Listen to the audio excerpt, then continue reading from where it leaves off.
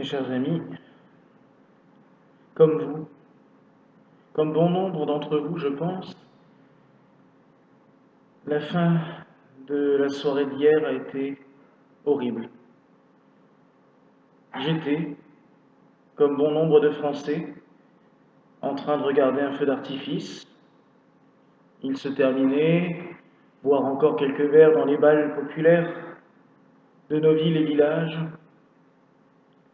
Et tout d'un coup, on voit des visages qui s'assombrissent.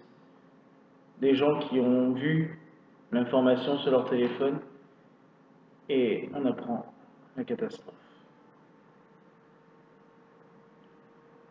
Ce petit message, c'est tout simplement pour vous demander de surtout garder foi et espoir. Il y a une chose que nous ne devons pas faire. Déjà en tant que Français, nous sommes un pays libre. C'est le pays des droits de l'homme.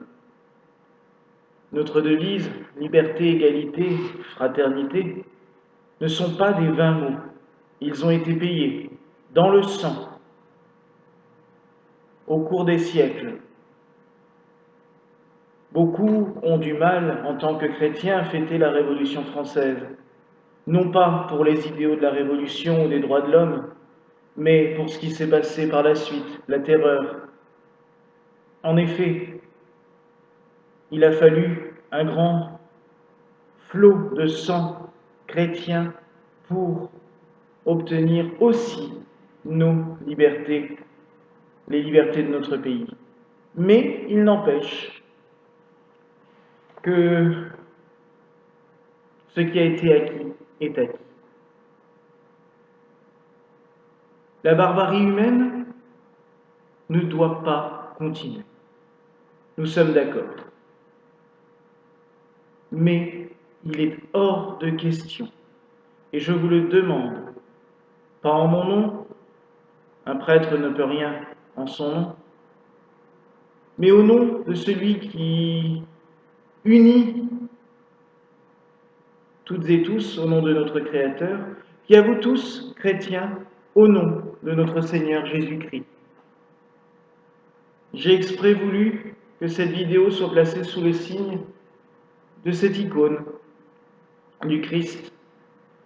Bénissant le monde, plaçons-nous sous son regard. Plaçons-nous sous sa bénédiction et sous sa protection. Nous ne devons pas, et je le dis avec force, nous ne devons pas nous laisser submerger par la colère et la haine. Oui, l'ennemi est connu. L'ennemi, c'est le mal. Il n'y a pas à chercher, à savoir de quelle origine, quel qu'il soit. Le mal peut prendre toutes les formes. Il y a 70 ans, il prenait la forme d'un homme qui a réussi à subjuguer des millions de personnes et à les pousser à la haine. Maintenant, il a pris possession d'une faction totalement embrigadée par un fanatisme religieux, par un fanatisme sectaire. Ce n'est même plus du domaine de la religion, c'est du domaine de la secte, qui pousse nos jeunes, des gens vivant dans nos pays, dans nos patries, à prendre les armes. Ça ne serait pas eux, ça serait certainement d'autres qui le feraient. On l'a vu au cours de l'histoire dans d'autres pays. Je vous demande aujourd'hui de ne pas succomber à la haine et à la colère. Oui, nous devons être fiers de nos valeurs, les valeurs de notre patrie.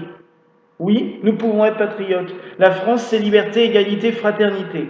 Nous devons en être fiers, les défendre, combattre avec les armes que nous avons. La paix,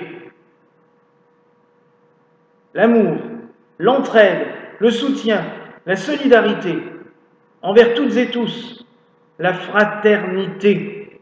Oui, Là, ce sont les seules armes qui pourront combattre le mal. Et en tant que chrétiens, unissez-vous. Cela suffit d'entendre des gens qui se disent chrétiens, mais qui ne prient pas. On se dit chrétien, mais on vide les églises. On se dit chrétien, on ne regarde même plus une croix quand on passe devant. On se dit chrétien, l'on ne prie pas. On se dit chrétien et on ne respecte pas le message d'amour de l'Évangile, on préfère baver et cracher sur son prochain. Non. Soyons fidèles au message de notre Seigneur Jésus-Christ. Soyons fidèles à ses demandes. Et oui, nous pourrons avancer dans notre lutte, dans notre combat contre le mal. Il n'a pas d'autre nom. Le mal essaye par tous les moyens de détruire, tout doucement, mais sûrement, notre mode de vie, notre monde tel que nous l'aimons, tel que nous le connaissons, tel que nous aimons à le vivre tous ensemble. Seul un retour à la foi, un retour à la prière et un retour surtout à la pratique des messages de l'Évangile en cette année de la miséricorde. Pratiquons les œuvres de miséricorde, les vertus évangéliques. Aidons, soutenons, accueillons, protégeons l'autre. Aimons tout simplement les autres. Et là, oui, nous pourrons entamer notre combat contre le mal. Voici ce petit message que j'avais vraiment envie de vous adresser en ce lendemain du 14 juillet 2016, dont on s'en souviendra longtemps malheureusement, par ces 84 victimes et ces très très nombreux blessés, dont certains sont encore en situation de grave urgence. Alors mes amis, mes frères et sœurs, prions ensemble, tournons-nous vers le Seigneur et confions-lui nos demandes. Travaillons ensemble à un monde plus pur, à un monde plus juste, et à un monde où la lumière triomphe des ténèbres. Voilà la grâce que je vous souhaite en ce jour. Au nom du Père, du Fils et du Saint-Esprit. Amen.